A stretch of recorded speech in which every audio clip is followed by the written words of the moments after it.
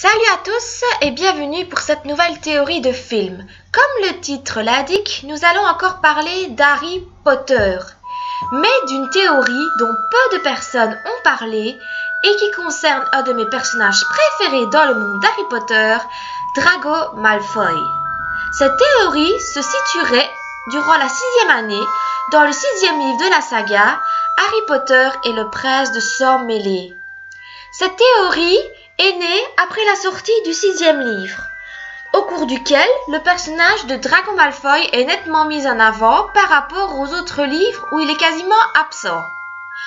Tout au long de ce tome, Harry est persuadé que Malfoy est devenu un mange-mort et qu'il porte la marque des ténèbres, ce qui n'est jamais confirmé dans les livres, alors qu'elle est nettement vue à la fin du 6e film. S'il a effectivement rejoint les rangs de Voldemort, il n'est jamais dit qu'il porte la marque et il n'est jamais traité comme un mange-mort. De plus, que ferait Voldemort d'un sorcier aussi jeune? C'est une théorie assez populaire qui dit que Draco Malfoy est en fait un loup-garou. Il aurait été mordu entre Harry Potter et l'Ordre du Phénix et Harry Potter et le prince de sang mêlé par Fenrir Greyback sur ordre de Voldemort pour faire payer à son père, Lucius Malfoy, ses nombreux échecs au cours des dernières années. D'abord avec le journal intime de Voldemort dans Harry Potter et la Chambre des Secrets, puis lors de l'attaque du ministère afin de récupérer la prophétie dans Harry Potter et l'Ordre du Phénix. Il y a plusieurs points qui peuvent confirmer cette théorie dans le 6e livre. Premièrement, cela expliquerait les changements physiques de Draco observés par Harry dans le 6e livre. En effet, il est décrit souvent comme ayant l'air malade ou avec de grosses cernes sous les yeux, soit exactement de la même manière qu'il décrivait Remus Lupin dans Le prisonnier d'Azkaban, comme si Rowling voulait créer un parallèle entre les deux personnages. Il y a aussi la question de Greyback lui-même. Comment Malfoy le connaît-il? Lorsqu'il se rend chez Barjo et Burke sur l'allée des Embrumes avant le début de l'année, il menace M. Barjo en mentionnant le loup-garou. Vous connaissez Fenrir Greyback? C'est un ami de la famille. Il viendra vous rendre visite de temps en temps. Il semble étrange, compte tenu de la nature de Greyback et de son goût pour la chair des jeunes enfants, qu'il soit effectivement un ami de la famille. D'ailleurs, lorsque Greyback se monte dans la tour d'astronomie au chapitre 27, alors que Draco menace Dumbledore, il apparaît clairement qu'il a peur de Greyback. Il est dit qu'il ne regardait pas Greyback, qu'il ne semblait pas vouloir le voir. A-t-il une raison particulière d'être si terrifié par Greyback?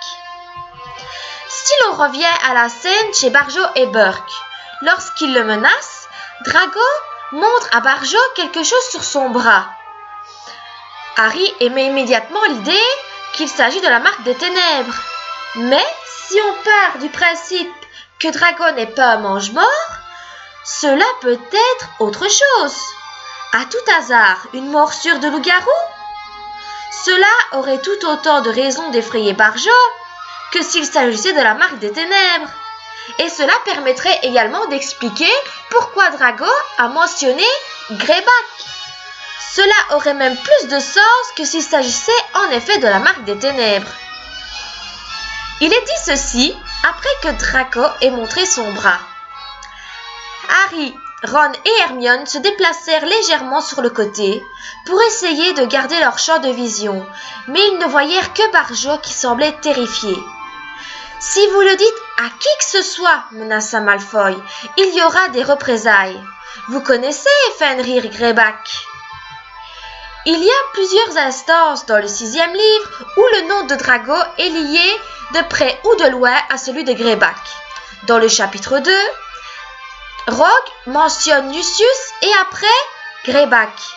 En haut de la tour, Dumbledore parle à Greyback et juste après à Draco qui n'ose d'ailleurs pas regarder Greyback.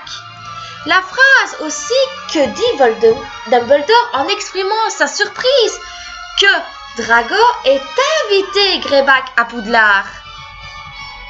On peut d'ailleurs remarquer que lorsqu'il passe Noël au terrier au cours du tome 6, Lupin explique à Harry que Greyback est réputé pour punir les gens avec qui il a eu des désaccords en mordant leurs enfants.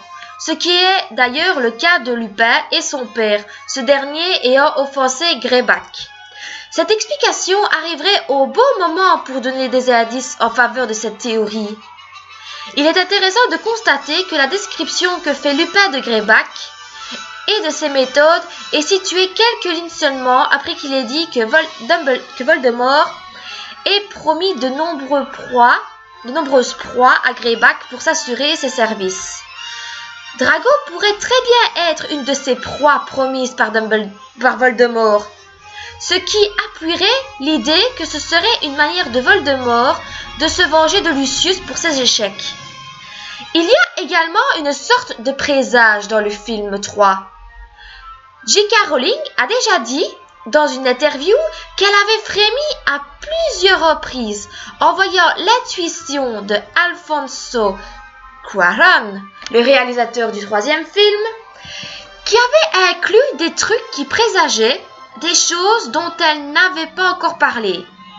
Lors de la classe de défense contre les forces du mal de Rogue, Drago pousse le cri du loup-garou juste après la phrase d'Hermione. Le loup-garou ne répond qu'à l'appel de sa propre espèce. Un présage ? Beaucoup de personnes adorent cette théorie, mais l'auteure elle-même l'a démenti sur son compte Twitter en disant « I never seen that one before. Draco definitely isn't a werewolf. » Voilà, cette théorie est terminée. Je vous remercie de l'avoir regardée. Si vous voulez d'autres vidéos, n'hésitez pas à vous abonner et à laisser des commentaires. Au revoir tout le monde, bye!